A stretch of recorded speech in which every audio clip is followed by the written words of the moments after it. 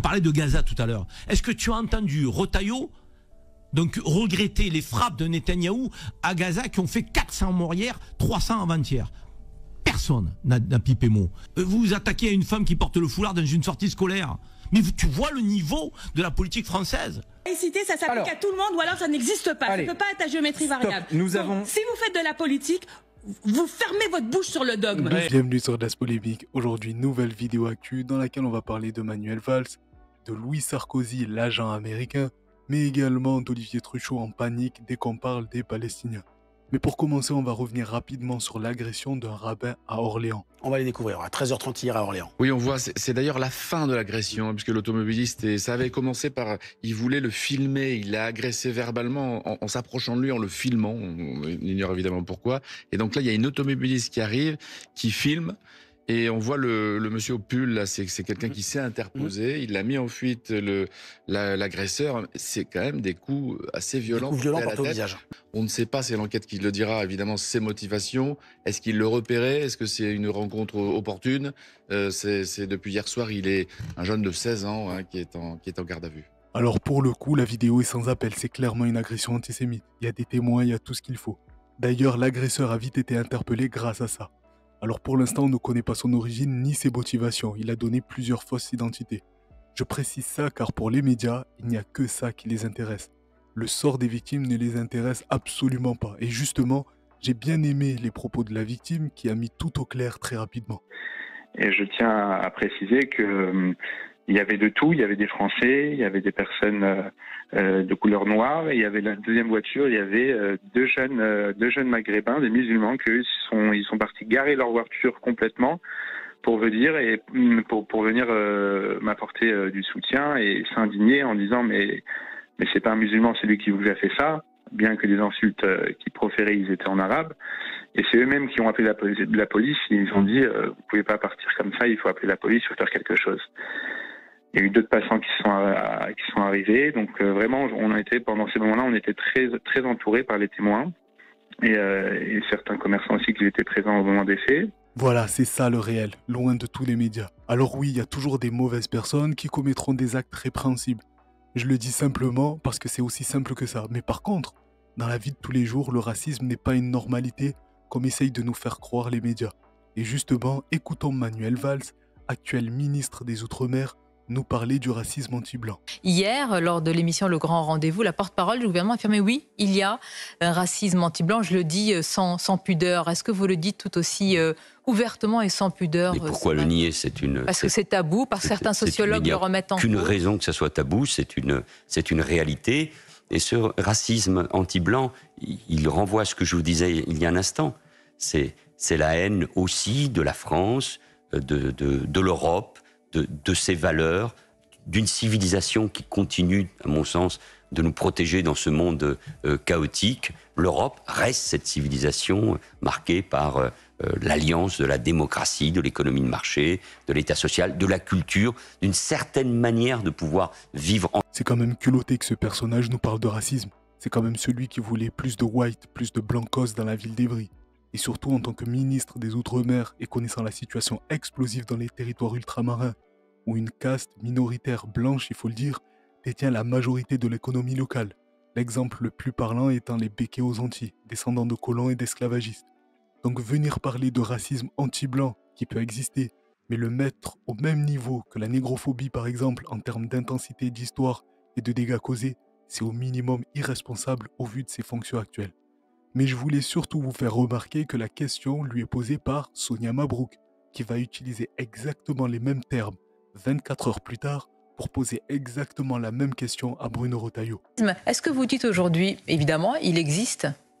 Mais bien sûr. Vous le dites comme ça, mais la plupart des sociologues le nient. Mais c'est une évidence. C'est un concept d'extrême droite. Mais seuls les wokistes, les décolonialistes, les indigénistes, qui d'ailleurs veulent tout passer sous le prisme de la race, c'est incroyable. Il y a aujourd'hui en France parfois un nouvel antiracisme qui veut centrer les analyses sociologiques et sociales en les passant justement au tamis de la race. Les énergumènes comme Apolline de Malherbe, Sonia Mabrouk, Olivier Truchot ne sont pas des journalistes. Ce sont des militants qui font en sorte que les canaux d'information soient inondés de certains sujets et influent sur la société. On peut le voir avec les migrants, le voile, l'insécurité et l'antisémitisme. L'antisémitisme qui est aujourd'hui instrumentalisé pour aller de plus en plus loin dans la stigmatisation d'une partie de la population française et même étrangère. Non, même le mot antisémitisme ne veut pas dire grand-chose. Tout le monde dit qu'il est antisémite. De l'extrême gauche à l'extrême droite, tout le monde se met d'accord là-dessus. Mais le phénomène est évidemment beaucoup plus profond. Et ce qui a changé depuis 25 ans, c'est que, d'abord, il vient essentiellement du monde arabo-musulman, cette haine des Juifs, en France comme ailleurs. L'islamisme, sous toutes ses formes, fait de la haine des Juifs. C'est sa matrice, évidemment, son principal objectif. Encore une fois, il est culotté de dire ça quand notre pays a collaboré avec les nazis pendant le plus grand massacre de Juifs. Il faut rappeler que pendant cette période, les pays qui accueillaient et protégeaient de manière publique et assumaient les Juifs sont les mêmes pays qui aujourd'hui sont accusés d'antisémitisme. Enfin bref, Manuel Valls n'a plus à prouver que c'est au mieux un opportuniste et pire une marionnette, voire les deux. Et dans la série des opportunistes marionnettes, on a Louis Sarkozy qui essaye de reprendre le flambeau de son père concernant le voile et l'islam. Écoutez. Est-ce que le culte musulman lui-même, les idéaux, pas les gens, les textes sacrés, la religion musulmane, pose-t-elle particulièrement un problème aux femmes, plus que la chrétienté aujourd'hui ou le judaïsme par exemple ? Vous êtes en train de faire la démonstration de ce que j'ai dit au départ. Je vous pose une question, c'est oui ou non ? Sur une pente qui consiste à remettre en cause oui ou la non, Madame Garrido ? légitimité Oui ou non ? même, voire vous parlez de dangerosité oui ou non, d'une Madame Garrido ? religion. Raquel Garrido. Et ça, Raquel Garrido. si un jour la France est gouvernée par l'extrême droite, c'est ce que nous aurons des gens comme vous qui diront il y a une religion, une seule, qui est en fait dangereuse et il faut l'interdire. Madame, il faut le dire, il y a un problème avec l'islam et les femmes. Il y a un problème avec cette idéologie. Bien sûr que tous les musulmans ne sont pas sexistes. Louis Sarkozy. C'est un fait. Mais les idées elles-mêmes, les textes sont fondamentalement Louis Sarkozy, une intervention. Vous dites qu'il y a un problème entre l'islam et les femmes. Entre l'islamisme. Vous voulez dire l'islamisme ? La religion islam elle-même.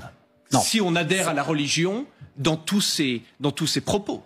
Mais le musulman modéré, pas du tout. Il m'apparaît nécessaire de le démontrer. Cette déclaration est excessive. C'est-à-dire que si nous prenons les textes sacrés islamiques, les hadiths et le Coran, et si nous disons sur ces textes, je vais créer une société, en adhérant à chaque lettre, à chaque virgule, nous avons donc un problème. Donc ce n'est pas le cas. Dans la Bible, il y a des choses... Vous avez raison. Bon, bah alors, donc c'est l'extrémisme.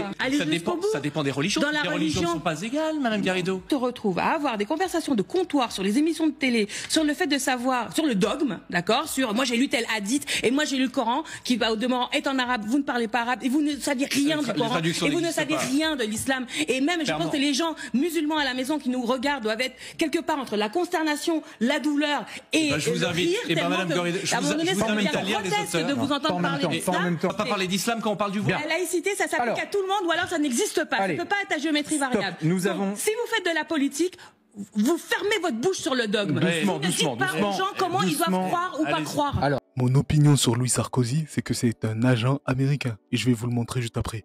Mais ce qui est délirant avec lui, c'est qu'il vient de nulle part, mis à part être le fils d'eux. Et pourtant, tous les médias lui ont ouvert les portes. L'Arcom le laisse raconter ce qu'il veut.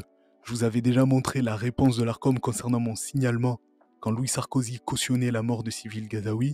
Donc pour ce dérapage, il n'aura absolument rien. Et il est là le drame. On a des intervenants sur les plateaux télé, que ce soit des politiques, des journalistes, des intellectuels, etc., dont les avis sont au ras du caniveau.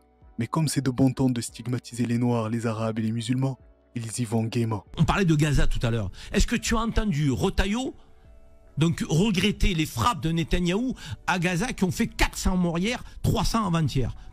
Personne n'a pipé mot. Est-ce que tu as entendu Wauquiez, candidat à la présidentielle, qui lui fait une obsession aussi sur les musulmans? Est-ce que tu as entendu Ciotti? Est-ce que tu les entends tous donner de la voix sur des sujets géopolitiques? Ils veulent être des hommes d'État. Mais comportez-vous comme des hommes d'État. Emparez-vous des sujets d'hommes d'État. Vous vous attaquez à une femme qui porte le foulard dans une sortie scolaire. Mais tu vois le niveau de la politique française. Tu t'attaques à des boucheries halal. Mais tu te rends compte, on a fait Hanouka, une fête juive, à l'Élysée. On a fait Hanouka à l'Élysée avec des bougies. Est-ce que les musulmans se sont élevés en disant c'est un scandale, vous faites Hanouka à l'Élysée? Et la laïcité, là, vous en parlez pas? Personne n'a rien dit, les musulmans ils disent rien. Quand tu mets une crèche à Noël dans une mairie, tu as entendu les musulmans revendiquer le fait qu'ils ne voulaient pas la crèche? Mais jamais de la vie. Les musulmans donc, sont des gens respectueux des autres religions. Le président de la République veut faire Hanouka à l'Élysée, grand bien lui fasse. Il fait Hanouka à l'Élysée, mais laissez les musulmans tranquilles. Donc on a envie de mettre des crèches dans les mairies, mais c'est bien, allons-y, mais ça nous dérange pas, ça dérange personne. Donc mettre une crèche dans une mairie, ça fait partie de la tradition de Noël, et les musulmans ne sont jamais insurgés. Jamais j'ai vu un musulman donner de la voix en disant « Attendez là, il y a une torse à la laïcité, vous avez mis une crèche dans une mairie », jamais. Mais alors laissez les musulmans tranquilles. Je vais même aller plus loin. Loin des plateaux télé, personnellement, je n'ai jamais été témoin d'un catholique, par exemple, qui se plaindrait d'une prière musulmane et inversement. Je n'ai jamais vu un juif se plaindre d'un musulman par rapport à sa pratique et inversement. Donc il faut prendre du recul par rapport aux médias. Ils ne sont pas là pour vous montrer la réalité des faits, mais plutôt pour influer sur la vie réelle ou en tout cas la perception que vous en avez. Bref, revenons à Louis Sarkozy, je disais que c'était un agent américain. Écoutez-le et donnez-moi votre avis. Pourquoi ne pas aller voir M. Trump en disant qu'est-ce que tu veux, une usine Peugeot, Texas, quelque chose, quoi, une déclaration sur tel, qu'on t'aide avec le Panama, quelque chose, mais tu t'arrêtes devant la Maison Blanche pendant 5 minutes et tu dis l'Algérie, attention avec Boualem Sansal parce que ça commence à pas me plaire. Attendez, vous vous rendez compte de l'impact diplomatique que ça Mais ça, c'est pas humiliant, peut-être? La France irait demander l'aide des États-Unis pour sauver Boualem Sansal. Mais enfin, on n'est pas une nation d'enfants. Madame C'est quoi Garrido, ça? alors non, mais alors là, je suis estomaquée. On va s'aplatir devant Donald Trump au motif qu'on serait humilié par l'Algérie. S'aplatir. Bah si, aller quémander avec Donald Trump en donnant des usines, c'est-à-dire des emplois français, en disant tout ce qu'on veut, c'est que Donald Trump hausse les sourcils et dise mais enfin, non, mais là, pardon, là j'ai l'impression que les relations internationales dans le monde dans les relations internationales où tout est basé autour du deal. D'accord, c'est toujours. Et pourquoi nous on peut pas faire un deal avec l'Algérie? Nous, qu'est-ce qu'on a besoin de Donald Trump? Il s'agit On est une nation indépendante. Besoin de Donald Trump. On aimerait bien avoir l'aide de nos alliés dans un conflit où la vie d'un homme est en jeu. Notre allié, il faut changer. Ça, c'est fini, ça. Par traité, Madame Garrido, c'est encore le cas. Alors, par traité, l'Algérie est encore notre allié. Alors, si c'est ça, si c'est le traité qui nous intéresse, nous sommes encore alliés par un traité. Il veut que la France et l'Europe plient le genou devant Trump, c'est incroyable. Comment ne pas penser que c'est un agent américain? À peine arrivé sur la scène médiatique, il commence déjà à montrer son allégeance envers les Yankees. Et pour bien moins que ça, certains ont été targués d'agents russes à la solde de Poutine. Voilà les patriotes 2.0 des plateaux télé. Pendant qu'ils essayent de nous diviser avec des sujets comme l'islam, l'immigration, l'intégration, l'identité française, etc. et donnent des leçons sur l'assistanat aussi.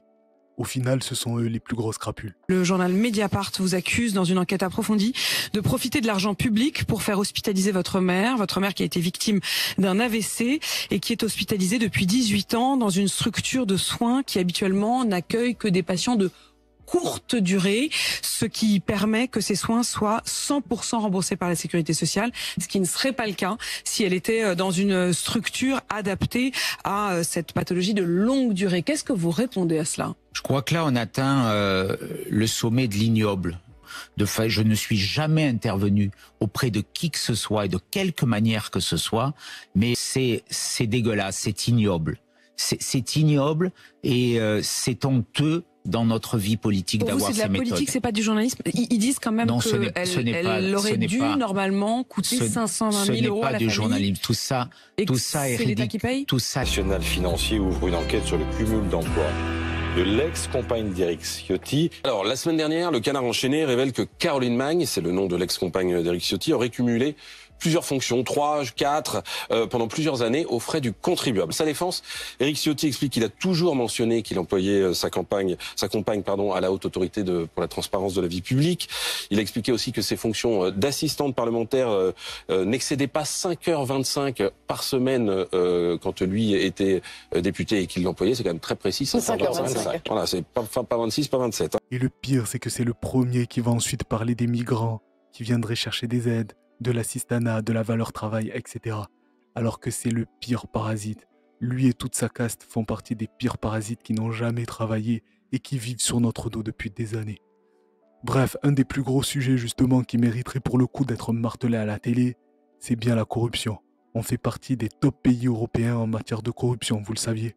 Moi j'ai un chiffre à vous donner quand même, parce que le coût de la corruption a été évalué en France par an par le Parlement européen à 120 milliards d'euros. C'est plus que l'évasion fiscale. Donc si vous êtes en train de vous demander si c'est un rhume ou un cancer, la réponse elle est là. Cette corruption, elle n'est évaluée qu'en France? Elle est évaluée dans toute l'Union européenne. Dans chaque pays? Oui. Dans les autres pays, c'est beaucoup moins, beaucoup plus? Sur l'Union européenne, le total, c'est 980 milliards. Donc nous, on est à 120 980 milliards, dont 120 en France. Bon, voilà, mais d'autres pays aussi. Mais oui, un septième est en France. Alors si les autres, c'est bon. Donc c'est un chiffre qui est vérifié, si vous voulez. Donc ça veut dire que la corruption est un phénomène systémique en France, que c'est un phénomène énorme, que c'est un énorme problème.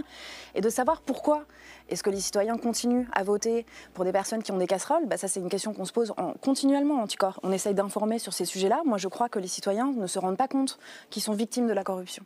Ils ne se rendent pas compte que la corruption, elle provoque énormément de préjudices. Il y a moins de services publics. On compense le coût de la corruption en payant plus d'impôts. On vit des injustices parce qu'on n'accède pas à des emplois publics, par exemple, parce qu'on n'accède pas à telle ou telle aide, parce que telle entreprise a un marché public, parce qu'elle connaît le maire ou le conseiller régional.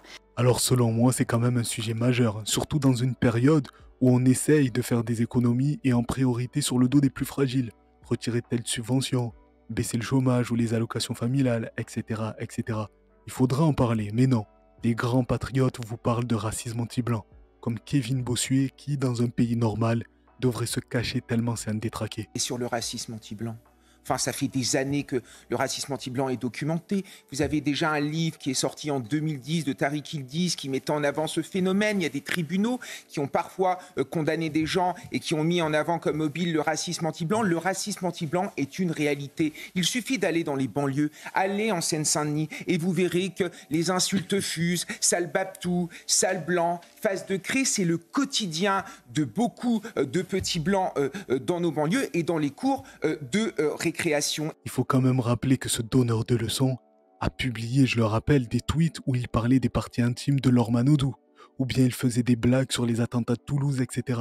Mais il est toujours à l'antenne, sur CNews, tout comme Morandini. Bref, finissons justement sur le sujet de la diversion médiatique avec les grandes gueules et Olivier Truchot qui, en une séquence, montre à quoi sert réellement ce genre d'émission.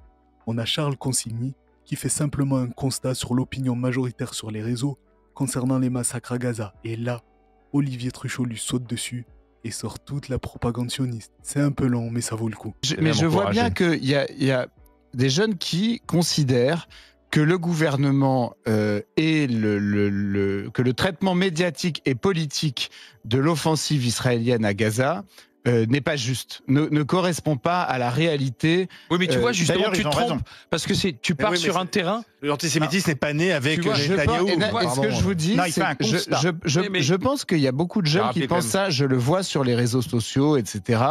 Il y a un très fort rejet des médias mainstream, parce qu'ils sont perçus comme ne traitant pas ce conflit à sa juste mesure, à part les médias de gauche, justement, Libé, etc. Et donc ça crée chez ces jeunes qui ont par ailleurs l'impression que les musulmans sont rejetés dans la société française, que y a un discours islamophobe, y compris au gouvernement, etc. Ça crée une espèce de ressentiment qui, alors là je parle pas de l'agresseur en particulier, mais je parle des débordements dans les manifs, etc. Et je pense que si la France, par la voix de son gouvernement, avait une position plus classique et plus courageuse vis-à-vis du caractère totalement disproportionné de l'action israélienne. Oui, mais alors là, c'est exactement... Tu amalgames. Charles est dans l'amalgame. Charles à 100%. Oui, vous êtes dans l'amalgame. Non, mais moi, pas du tout. Charles est dans le constat. Un lien avec l'antisémitisme et le conflit israélo-palestinien. Je vous dis ce que je vois sur les réseaux sociaux. Charles, moi, je suis d'accord. Charles, je suis d'accord qu'il y a un traitement médiatique disproportionné sur le conflit au Moyen-Orient. Le problème, c'est qu'aux grandes gueules, on reçoit un menu avec le. Et là, la question, c'est la France est-elle devenue dangereuse pour les Juifs? Donc en fait, c'est le thème sur lequel on nous propose de débattre ce matin. Charles ne fait pas d'amalgame. Il constate un état d'esprit. Mais non, mais il part du principe que tous les Juifs de France sont derrière Netanyahou. Non, et il n'a jamais dit ça. Ce qui se passe à Bassi, il a dit le ressentiment. Il y a un traitement disproportionné. Oui, il y a un ressentiment. Ça ne veut pas dire qu'il est fondé par rapport à un traitement disproportionné. En plus, la France a toujours été quand même, la politique française a toujours plutôt été alignée sur une politique plutôt pro-arabe depuis le général de Gaulle.